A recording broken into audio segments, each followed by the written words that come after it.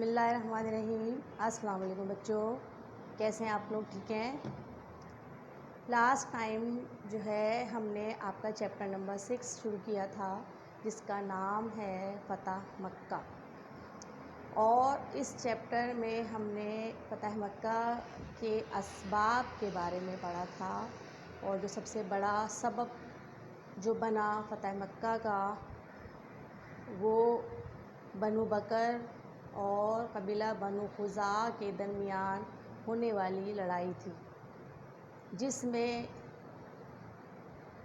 بنو خزاعہ جو آپ صلی اللہ علیہ وسلم کے ساتھ انہوں نے الحاق کر لیا تھا، اور بنو بکر جو تھے وہ قریش کے ساتھ جا کر مل گئے تھے۔ اور جب بنو بکر نے بغیر کسی وجہ کے رات کے اندھیرے میں بنو خزاعہ پر حملہ کیا، ان کے بہت سارے لوگ قتل کر دیے، تو قریش نے ان کو منع کرنے کے بجائے ان کی مدد کی۔ پھر تو بنو خزاعہ نے اس بات کی شکایت جب آپ صلی اللہ علیہ وسلم کو پہنچائی، تو آپ صلی اللہ علیہ وسلم نے کفار کو حکم دیا، کفار کو یہ کہا کہ آپ اس مدد سے باز آ جائیں اور جتنا نقصان ہوا ہے بنو خزاعہ کا اس کا بدلہ دیں ان کو، جس کو ماننے سے کفار نے انکار کر دیا، قریش نے انکار کر دیا۔ لیکن بعد میں انہیں اس بات کا احساس ہوا، اور پھر انہوں نے اپنا ایک وفد بھیجا آپ صلی اللہ علیہ وسلم کے پاس کہ اس معاہدے کو دوبارہ سے جو ہے جاری کیا جائے اور اس کی میعاد بڑھا دی جائے، مدت بڑھا دی جائے، لیکن آپ صلی اللہ علیہ وسلم نے اس بات سے انکار کر دیا، اور انہوں نے مسلمانوں کو جنگ کی تیاری کا حکم دے دیا۔ اور تو اس طرح جو ہے وہ یہ حالات ایسے پیدا ہو گئے۔ تو اب جو ہے آگے کے حالات ہم ڈسکس کریں گے، جیسا کہ آپ ہیڈنگ دیکھ رہے ہیں، مسلمانوں کی مدینے سے روانگی، یعنی جب لشکر تیار ہو گیا تو اب جو ہے مسلمان لشکر جو ہے وہ مدینے کے لیے جو ہے وہ روانہ ہوگا۔ تو یہ واقعہ جو ہے روانگی کا، یہ 10 رمضان سن 8 ہجری کا ہے۔ ٹھیک ہے بچوں؟ تو مسلمان جو ہے 10 رمضان، آپ اپنا پیج نمبر 25 نکال سکتے ہیں اور اس کو پڑھیں، ریڈ کر رہی ہوں، ساتھ ساتھ سنتے رہیں۔ 10 رمضان المبارک 8 ہجری کو آپ صلی اللہ علیہ وسلم تقریباً 10,000 مہاجر اور انصار صحابہ کرام کے ساتھ مکے کی جانب روانہ ہوئے۔ تو مسلمان لشکر کی جو روانگی جو ہے وہ کب ہوئی؟ 10 رمضان المبارک 8 ہجری کو۔ ٹھیک ہے بچوں؟ تو پہلا پوائنٹ آپ کا آ گیا،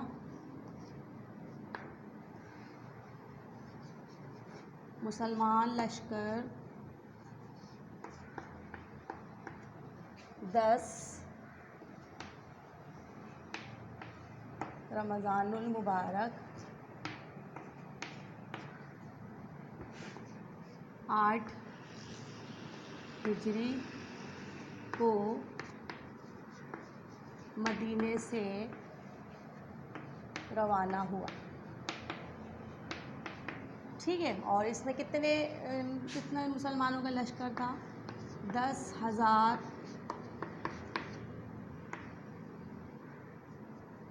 مہاجرین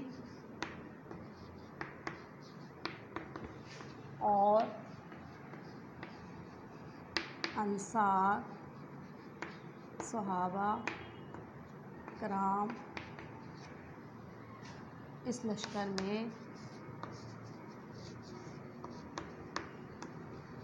شامل تھے۔ ٹھیک ہے بچوں؟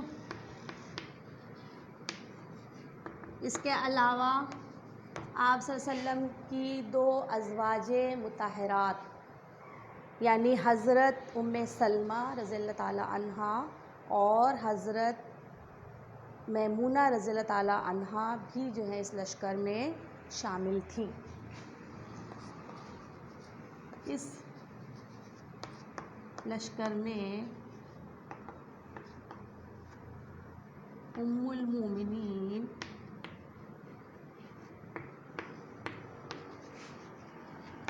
حضرت ام سلمہ رضی اللہ تعالیٰ عنہ اور حضرت میمونہ رضی اللہ تعالیٰ عنہ بھی شامل تھی. ٹھیک ہے. یہ 10,000 کا لشکر تو مدینے سے روانہ ہوا تھا، لیکن مدینے سے مکہ پہنچنے تک راستے میں بہت سارے قبائل بھی جو ہے آپ صلی اللہ علیہ وسلم کے ساتھ شامل ہو گئے تھے. ٹھیک ہے. تو ایک اور پوائنٹ ہم لکھ سکتے ہیں، راستے میں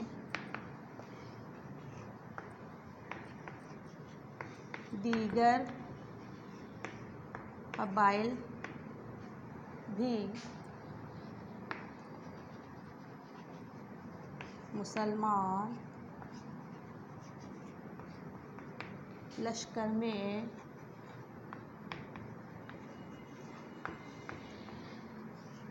شامل ہو گئے. ٹھیک ہے بچوں، بات سمجھ میں آتی ہے. اس کے بعد پھر کیا ہوا، یہ لشکر جو ہے سفر کرتا ہوا مدینے سے مکہ پہنچتا ہے اور تقریباً 6-7 دن میں جو ہے یہ لشکر مکہ پہنچتا ہے. مکہ پہنچ کر یہ مسلمان لشکر ایک جگہ ٹھہرتا ہے، پڑاؤ ڈالتا ہے. اس جگہ کو کہا گیا ہے کہ یہ جگہ تھی وادی فاطمہ. ٹھیک ہے. تو اب جو ہے ایک نیا ٹاپک شروع ہو گیا نئے عنوان سے، وہ ہے جنگی چال. یعنی کہ اب جو ہے جب مسلمان لشکر مکہ پہنچ گیا تو اب آپ صلی اللہ علیہ وسلم ظاہر بہترین جو ہے وہ رہبر تھے، رہنما تھے، اور آپ صلی اللہ علیہ وسلم کو ہر جو ہے وہ کام میں مہارت حاصل تھی. آپ جو ہے بہترین جرنیل تھے، یعنی کہ جنگ کی تمام تر جو ہے باریکیاں جانتے تھے. تو آپ صلی اللہ علیہ وسلم، اور پھر آپ صلی اللہ علیہ وسلم کی کوشش بھی یہ ہوتی تھی کہ خون خرابے کے بغیر ہی جو ہے وہ معاملات طے پا جائیں. تو اب جو ہے ایک نفسیاتی طور پر جو ہے پریشر ڈالا گیا کفار کے لشکر پر. اب وہ کیا پریشر تھا، وہ کیا چال تھی، وہ کیا منصوبہ بندی تھی آپ صلی اللہ علیہ وسلم کی. آپ دیکھیں کہ آپ صلی اللہ علیہ وسلم کی عقل مندی سے اور ذہانت سے جو ہے معاملہ ایسے سلجھا کہ جنگ ہوئے بغیر مسلمان لشکر جو ہے وہ کامیاب ہو گیا اور جو ہے مکے پر جو ہے وہ قبضہ ہو گیا مسلمانوں کا، یعنی کہ مکہ فتح ہو گیا. ٹھیک ہے بچوں. تو دیکھیے آپ کیا کیا آپ صلی اللہ علیہ وسلم نے. مسلمان لشکر جو ہے وہ انہوں نے 6-7 دن میں مکے کے قریب پہنچا اور وادی فاطمہ میں پڑاؤ ڈالا. ٹھیک ہے. مسلمان لشکر نے وادی فاطمہ میں پڑاؤ ڈالا، جو کہ مکے سے 10 میل کے فاصلے.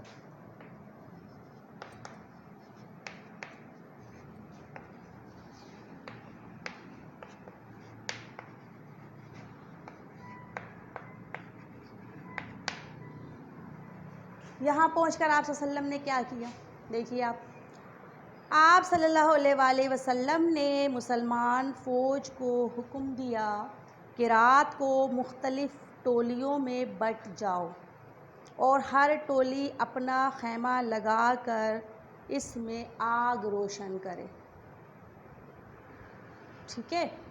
تو وادی فاطمہ میں پہنچ کر آپ صلی اللہ علیہ وسلم نے کیا کیا، اپنا جو لشکر تھا اسلامی لشکر فوج کا، اس کو یہ کہا کہ تمام کے تمام جو سپاہی ہیں، صحابہ ہیں، وہ اپنا ایک گروپ بنا لیں، اپنا ایک مطلب ٹولی بنا لیں، گروپ بنا لیں، اور پھر وہ اپنا خیمہ لگائیں، وہاں پر آرام کریں یقیناً.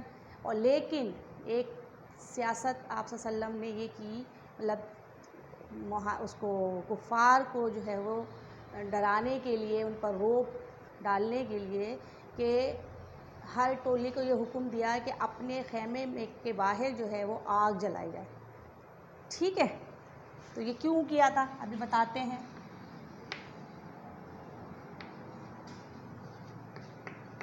لشکر کو آپ صلی اللہ علیہ وسلم نے ٹولیوں میں بٹ کر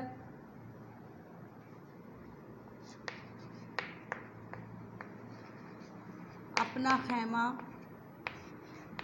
لگانے اور خیمے کے باہر آگ روشن کرنے کا حکم دیا. جی تو کیا وجہ تھی اس کی، دیکھیں آگے. یہ آپ صلی اللہ علیہ وآلہ وسلم کی ایک جنگی چال تھی، اور اس کا واحد مقصد یہ تھا کہ رات کی تاریکی میں جگہ جگہ آگ دیکھ کر کفار مکہ پر نفسیاتی اثر پڑے، اور ان کے ذہن میں یہ بات آ جائے کہ مسلمانوں کے ایک بہت بڑے لشکر نے ہر طرف سے امڑ کر مکے کا محاصرہ کر لیا ہے. کیونکہ مکے والے تو بے خبر سو رہے تھے. اب رات کے تاریکی میں جب مسلمان یہ چال چلیں گے، جگہ جگہ وہ دیکھیں گے کہ آگ لگی ہوئی ہے، اس کا مطلب ہے کہ یہاں پر کسی بہت ہی بڑے لشکر نے جو ہے وہ پڑاؤ ڈال لیا ہے، اور انہوں نے چاروں طرف سے جو مکہ ہے اس کا محاصرہ کر لیا ہے. اور اب جو ہے مکے والے یہ سوچیں گے کہ اب ہمارے یہاں سے نکلنے کا، باہر نکلنے کا کوئی راستہ نہیں ہے، اور اتنے بڑے لشکر کا ہم مقابلہ نہیں کر سکتے. تو یقیناً وہ کیا کریں گے، ہتھیار ڈال دیں گے. اور ایسا ہی ہوا، کفار پر جو ہے نفسیاتی دباؤ پڑا، اور جو ہے وہ اتنے بڑے لشکر جو ان کی نظر میں تھا، لشکر کو دیکھ کر جو ہے وہ نفسیاتی دباؤ میں آ گئے، اور کوئی بھی اپنے گھر سے نہ نکلا، مقابلے کی کسی کو بھی جرت نہ ہوئی. تو دیکھا آپ صلی اللہ علیہ وسلم کی سیاسی جو ہے وہ جنگی سمجھ بوجھ کی وجہ سے ایک بہت بڑی جنگ سے جو ہے وہ مسلمان بچ گئے، خون خرابے سے بچ گئے، کیونکہ آپ صلی اللہ علیہ وسلم کبھی بھی جنگ کو پسند نہیں فرماتے تھے. ٹھیک ہے،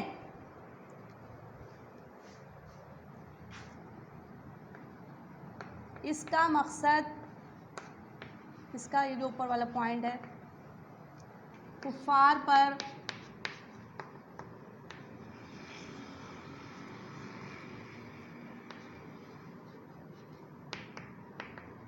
نفسیاتی دباؤ ڈالنا تھا کہ وہ سمجھیں کہ ایک بہت بڑے لشکر نے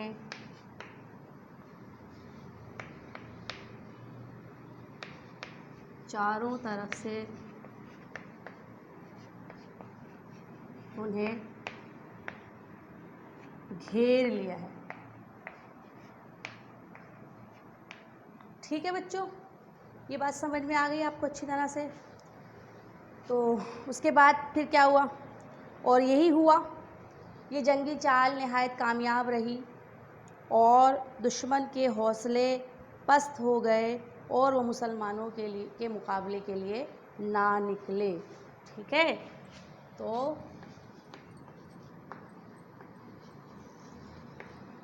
یہ جنگی چال کامیاب رہی، دشمن کے حوصلے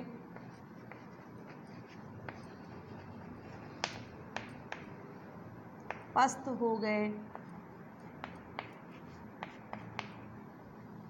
اور انہیں مقابلے کی ہمت نہ ہوئی.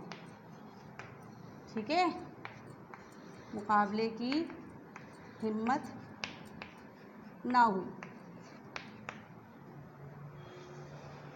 ٹھیک ہے، سمجھ میں آ گیا آپ لوگوں کو بچوں کہ کس طرح آپ صلی اللہ علیہ وسلم نے اپنی سمجھ بوجھ سے جو ہے مکے کو فتح کیا. اور اب کیا ہوا؟ اب جو ہے جب وہ کفار کا لشکر مقابلے کے لیے نہیں آیا تو یقیناً مسلمان جو ہے وہ اب بڑے آرام سے اور بڑے ہی فاتحانہ انداز میں جو ہے آپ صلی اللہ علیہ وسلم کے ساتھ مکے میں داخل ہوئے. لیکن اس سے پہلے بھی جو ہے آپ صلی اللہ علیہ وسلم نے جنگی حکمت عملی کو نظر انداز نہیں کیا اور مکے میں داخل ہونے سے پہلے آپ صلی اللہ علیہ وسلم نے جو لشکر تھا، مسلمان فوج تھی، اس کی صف بندی فرمائی، یعنی اس کی صفیں بنوائی. ٹھیک ہے، جو پیدل فوج تھی ان کی کیا کی، صف بندی کروائی، ان کی صفیں بنوائی اور ان کی حفاظت کے لیے 2 دستے مقرر کیے گئے. ایک دستے کی جو قیادت تھی وہ حضرت خالد بن ولید، یعنی جو رائٹ سائڈ پہ تھا، دائیں طرف جو تھا، یہ دائیں طرف تھا، وہ اس دستے کی جو کمان تھی یا قیادت تھی وہ حضرت خالد بن ولید کے ہاتھ میں تھی. اور جو بائیں طرف کا دستہ تھا، لیفٹ سائڈ کا، وہاں کا جو گھوڑا سوار دستہ تھا، اس کی کمان یا اس کی قیادت حضرت زبیر بن عوام کے ذمے تھی. ٹھیک ہے، سمجھ آ گئی؟ تو ابھی ہم اس پوائنٹس کو لکھتے ہیں. آپ صلی اللہ علیہ وسلم مکے میں داخل ہو رہے ہیں. اب آپ صلی اللہ علیہ وسلم نے ان پر نفسیاتی دباؤ ڈال دیا ہے اور اب وہ اپنے اندر جو ہے وہ مسلمان لشکر کا مقابلہ کرنے کی ہمت نہیں پا رہے ہیں. ٹھیک ہے بچوں، تو اب کیا ہوگا؟ دیکھیے کیا ہوگا. اب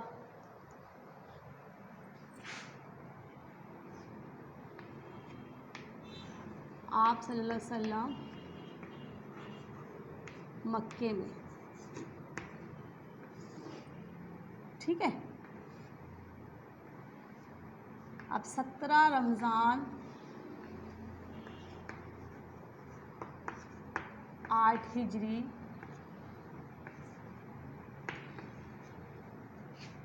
کو آپ صلی اللہ علیہ وسلم نے مکے میں داخل ہونے سے پہلے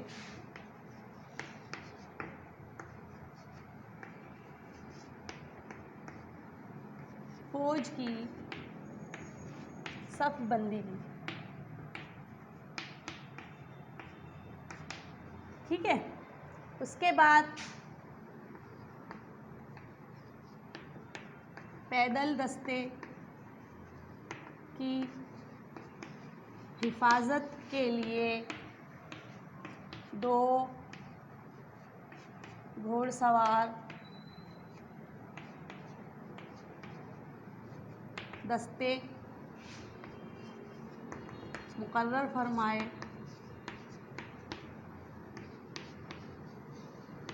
دائیں جانب کے دستے کی کمان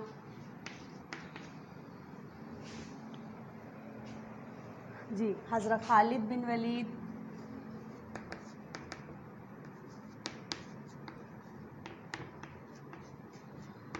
رضی اللہ تعالیٰ عنہ اور بائیں گھوڑ سوار دستے کی کمان اس کو دی حضرت زبیر بن عوام کو دی. ٹھیک ہے، بات سمجھ میں آ گئی آپ لوگوں کو اچھی طرح. اس کے بعد پھر آپ صلی اللہ علیہ وسلم صحابہ کے ساتھ بغیر کسی کشت و خون کے، یعنی کہ خون خرابہ ہوئے بغیر، فاتحانہ انداز میں مکے میں داخل ہوئے اور کفار کی طرف سے کوئی مزاحمت نہیں ہوئی، کیونکہ پہلے ہی ڈرے ہوئے تھے، پہلے ہی ڈر چکے تھے اور ان پر ایک رعب طاری ہو گیا تھا مسلمان لشکر کا. اس لیے کسی نے بھی مسلمان لشکر کے خلاف مزاحمت نہیں کی اور آسانی سے جو ہے وہ ہتھیار ڈال دیے. ٹھیک ہے، تو آپ صلی اللہ علیہ وسلم بغیر خون خرابے کے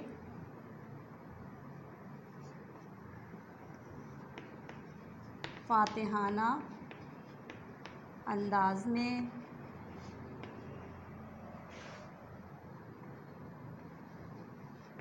صحابہ رضی اللہ تعالیٰ عنہم اجمعین کے ساتھ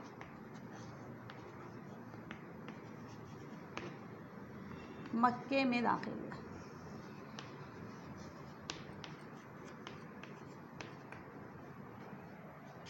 ٹھیک ہے، اس کے بعد پھر کیا ہوتا ہے، آپ صلی اللہ علیہ وسلم سب سے پہلے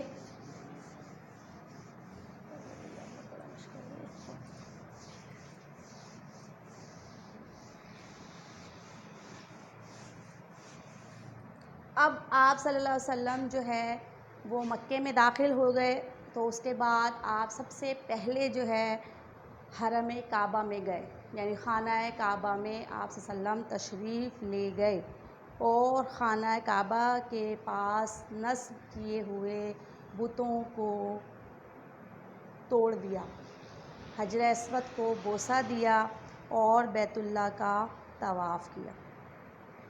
ٹھیک ہے، سب سے پہلے کہاں گئے آپ؟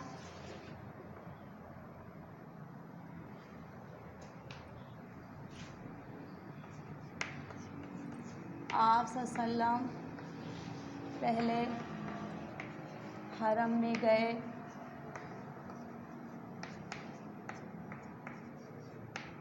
بتوں کو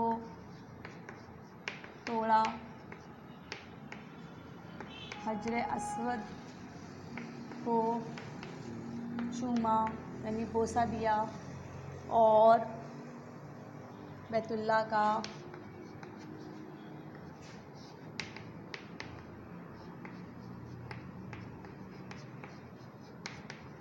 طواف کیا.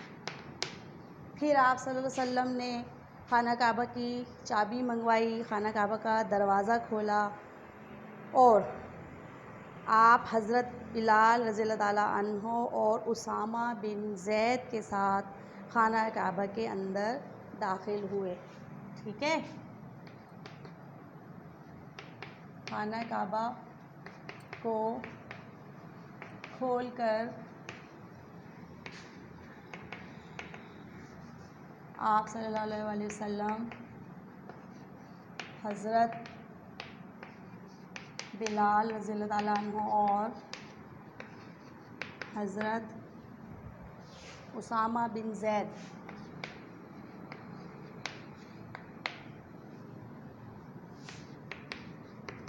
رضی اللہ تعالیٰ عنہ کے ساتھ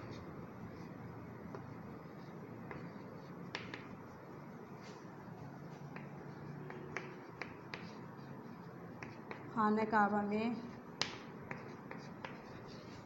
داخل ہوئے. اس کے بعد خانہ کعبہ کے اندر داخل ہونے کے بعد آپ صلی اللہ علیہ وسلم نے اندر سے بتوں اور دیواروں پر حضرت ابراہیم علیہ السلام اور حضرت اسماعیل علیہ السلام کی بنائی ہوئی تصویروں سے خانہ کعبہ کو پاک کیا.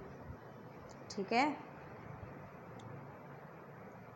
پھر آپ صلی اللہ علیہ وسلم اپنی چھڑی سے بتوں کو چھوتے گئے اور جا الحق و زاہق الباطل کی آیت پڑھتے گئے، یعنی حق آ گیا، بت مٹ گیا، باطل مٹ گیا، ٹھیک ہے. اور پھر اس کے ساتھ بت گرتے گئے. آپ صلی اللہ علیہ وسلم اپنی چھڑی سے بتوں کو چھوتے گئے، یہ آیت پڑھتے گئے، اور بت جو ہے وہ اللہ کے حکم سے گرتے گئے. اس کے بعد آپ صلی اللہ علیہ وسلم نے خانہ کعبہ کے اندر شکرانے کے نفل پڑھے، اور پھر خانہ کعبہ کے دروازے پر کھڑے ہو کر ہجوم سے مخاطب ہوئے. کفار مکہ سہمے ہوئے کھڑے تھے. ٹھیک ہے، اس پوائنٹس کو لکھ لیتے ہیں ہم. خانہ کعبہ کی دیواروں کو بتوں اور حضرت ابراہیم علیہ السلام اور حضرت اسماعیل علیہ السلام کی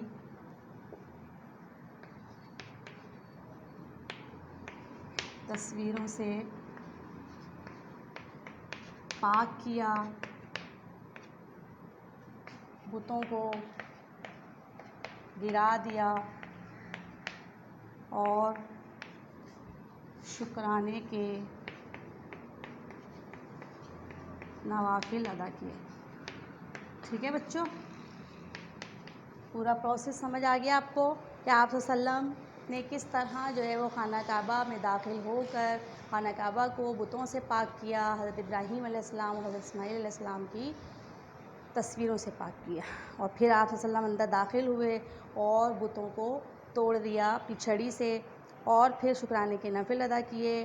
پھر آخر میں خانہ کعبہ کے دروازے پر کھڑے ہو کر باہر کھڑے ہوئے ایک بڑے ہجوم سے مخاطب ہوئے، جو کہ یقیناً کفار کا تھا، اور وہ سب ڈرے ہوئے تھے، سہمے ہوئے تھے. کیونکہ اس سے پہلے یہی ہوتا آیا ہے کہ جب کسی لشکر نے کسی جگہ پر فتح حاصل کی، اس پر قبضہ کیا، تو وہاں کے لوگوں کے ساتھ بہت زیادہ ظلم و زیادتی کی گئی. تو اسی سوچ کے ساتھ جو ہے وہ بہت ڈرے ہوئے تھے کہ اب پتہ نہیں ہمارے ساتھ کیا سلوک ہوگا. آپ صلی اللہ علیہ وسلم نے ان سے مخاطب ہو کر کہا، میں آپ کے ساتھ کیا سلوک کرنے والا ہوں؟ تو سب نے کہا، آپ ہمارے معزز بھائی ہیں اور معزز بھائی کے بیٹے ہیں.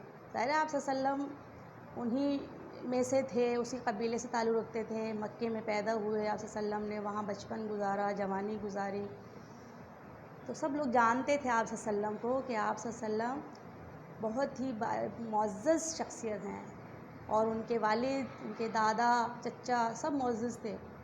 انہیں بھی یقین تھا کہ آپ صلی اللہ علیہ وسلم کبھی بھی ہم پر ظلم نہیں کریں گے.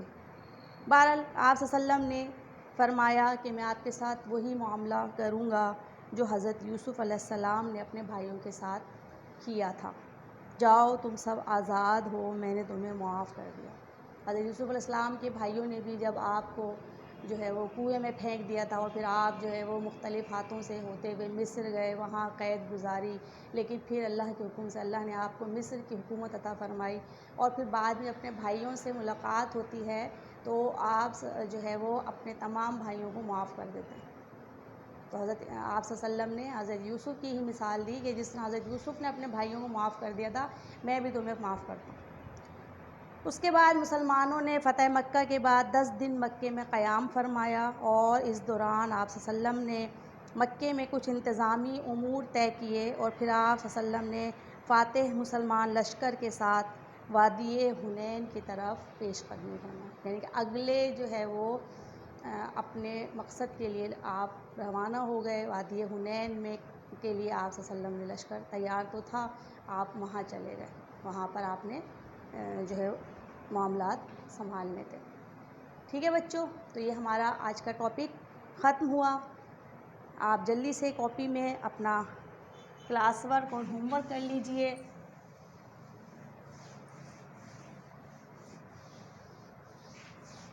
ایک دو پوائنٹس اس کے آپ لوگ خود لکھیے گا. ٹھیک ہے، میں نے ابھی بیچ میں تھوڑا سا آپ صلی اللہ علیہ وسلم نے کیسے ان کو معاف کیا یہ سارا ایک دو ٹاپک آپ اس کے اندر آپ خود ایڈ کر لیجیے گا. ٹھیک ہے بچوں.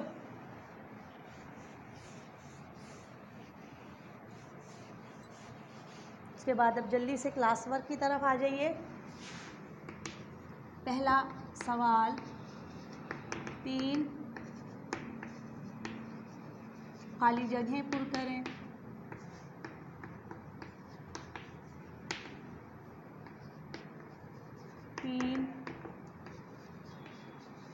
MCQs حل کریں اور 3 جملے درست کریں.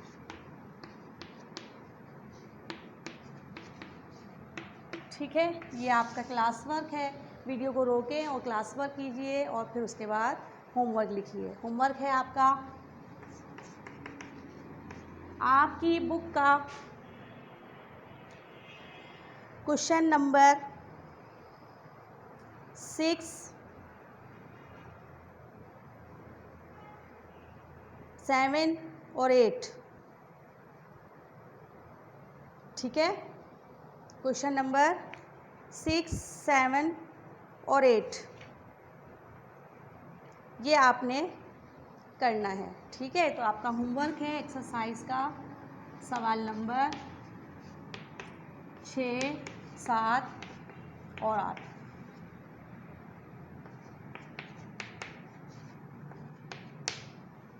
اگلے پیج پر ایکسرسائز موجود ہے.